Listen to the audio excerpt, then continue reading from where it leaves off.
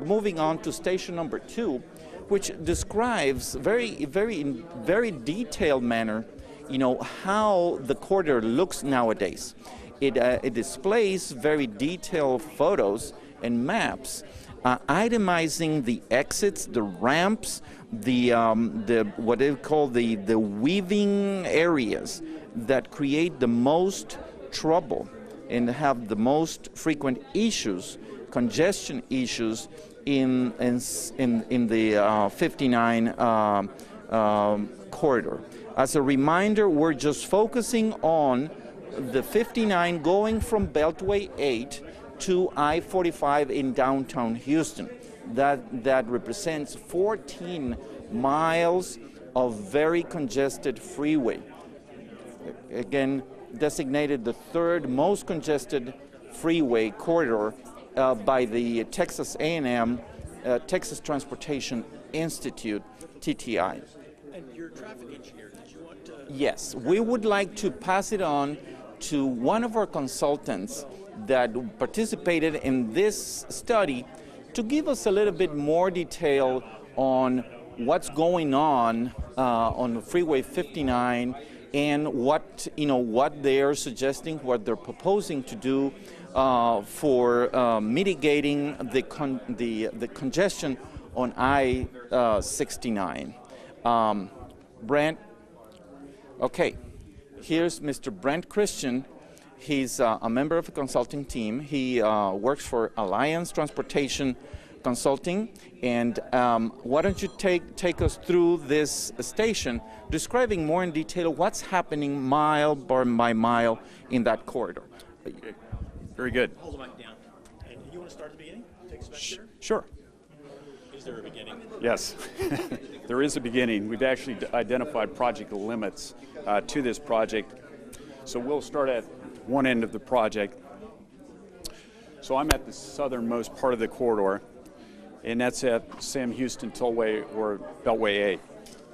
And what we've done here is we've laid out in aerial fashion the entire corridor from start to finish.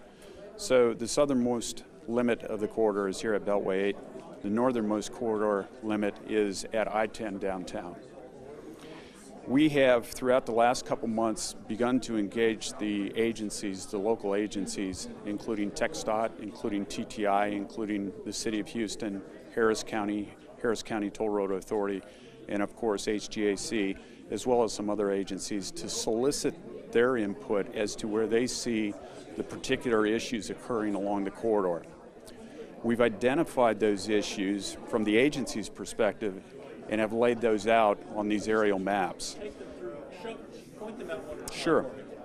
Sure.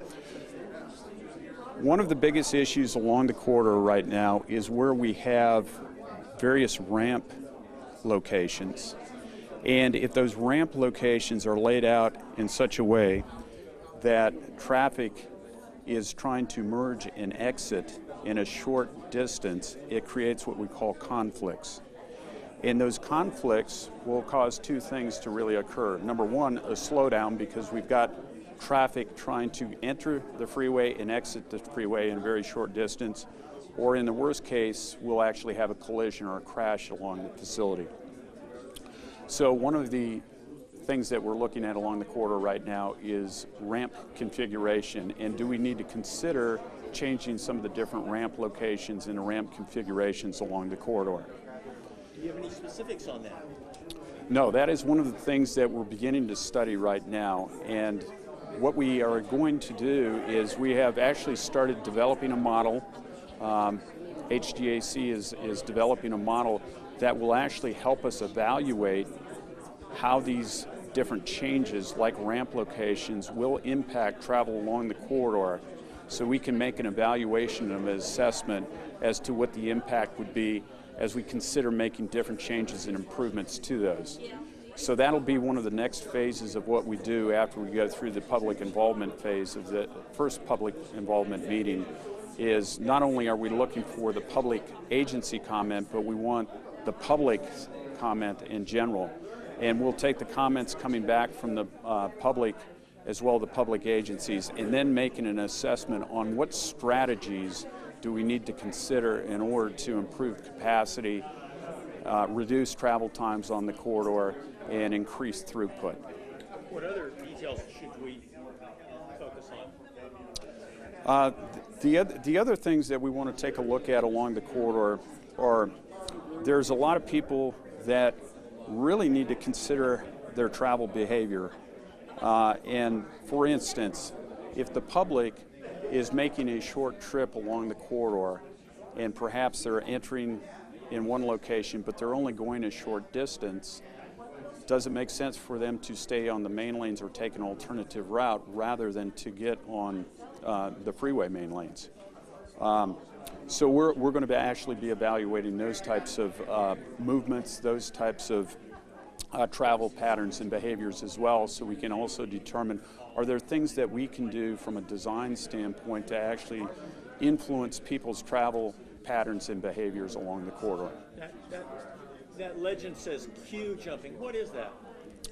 Well, queue jumping is where people will get into a particular lane that is meant for a particular purpose, and then they'll actually move around that lane and use it for a different purpose than what it's intended. We call that queue jumping. Going into the entrance ramp in order to get in front of 5 cars. Exactly. Those types of things. So moving further along the corridor, we have a lot of different challenges along this corridor just because of some of the physical characteristics. In other words, if I'm making a morning commute, I'm headed downtown from the south, the sunrise at times can get in our face and create sun glare, which again creates some potential for collision, right? We're traveling along the corridor, we get sun glare.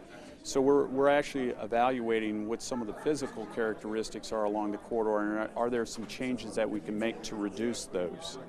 So that's one type of challenge.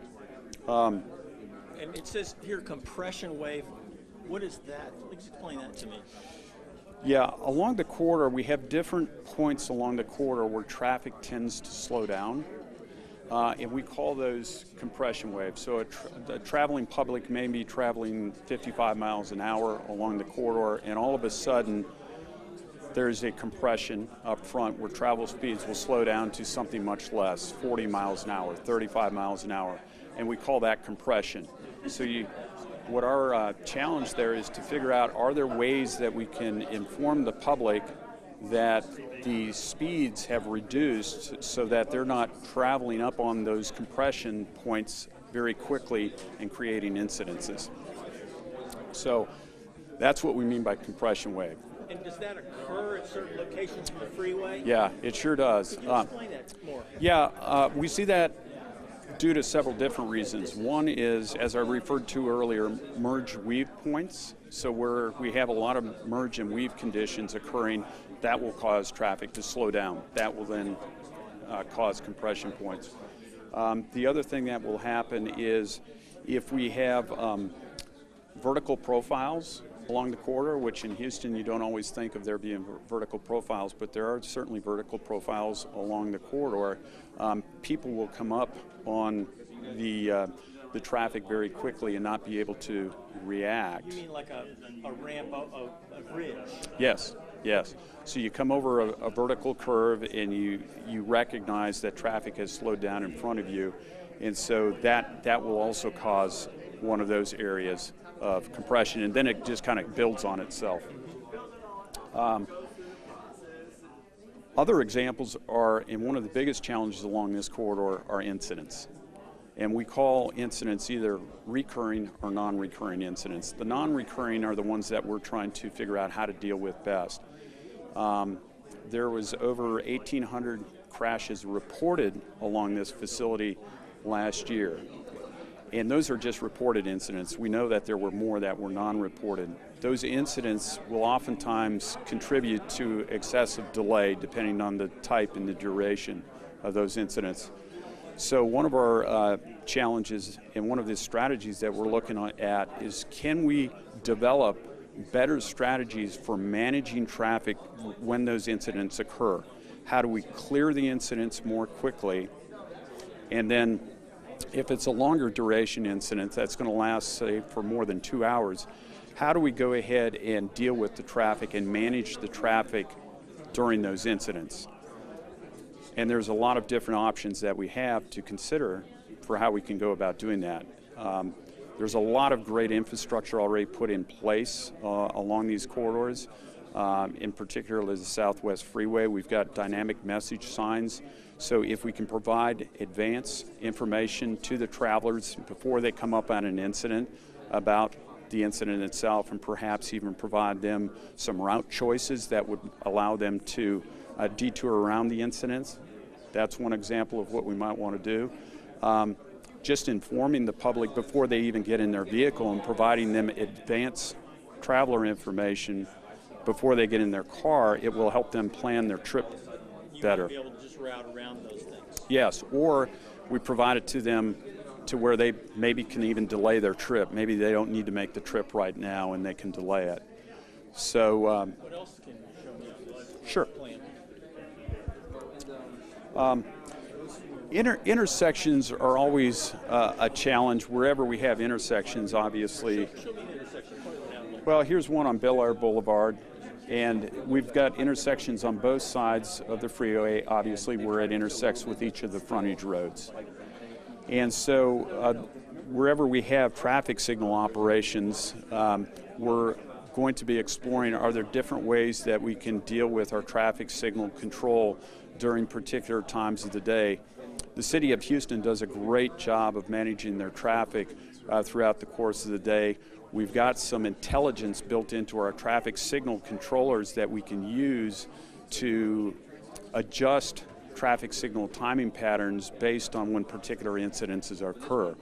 So one of our traffic management strategies would be to figure out how do we best manage traffic when an incident occurs, and some of that traffic management might include changing traffic signal timing patterns along the frontage roads so that we can give preference to vehicles that are more prone to be making a trip in a certain direction. So based on traffic volumes, giving preference to those vehicles to try to increase, again, throughput.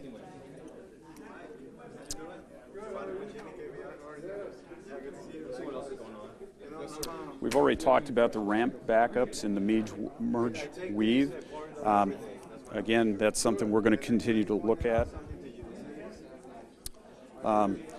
You'll see here high stalled vehicle location. There seems to be certain areas along the corridor that are a bit more prone to incidents than others. Some of that is occurring because of the physical characteristics of the corridor, so we'll be exploring those.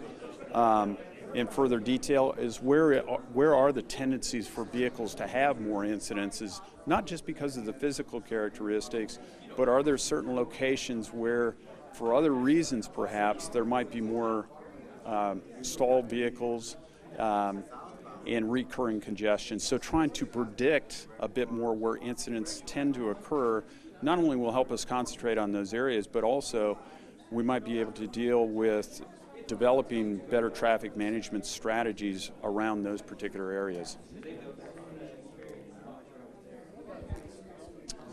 Obviously, the 610, 59 interchanges are one of the most heavily congested interchanges in the state. TxDOT is already in the process of evaluating different improvements, some direct connect ramps to improve capacity at that particular location. We're going to also be looking at, if you'll notice here, one of our challenges is that the frontage roads don't continue on underneath. We've got the West Park Toll Road that certainly provides some access through this interchange area, but the frontage roads themselves do not connect back up through underneath 610. So there's a loss of connectivity through this interchange to get people from one side of the interchange to the other. An alternative to getting onto the system. Yes. So one of the things that obviously we're going to be looking at is what's the cost associated with trying to provide that connectivity to construct those frontage roads underneath that interchange, and what's the benefit associated with that.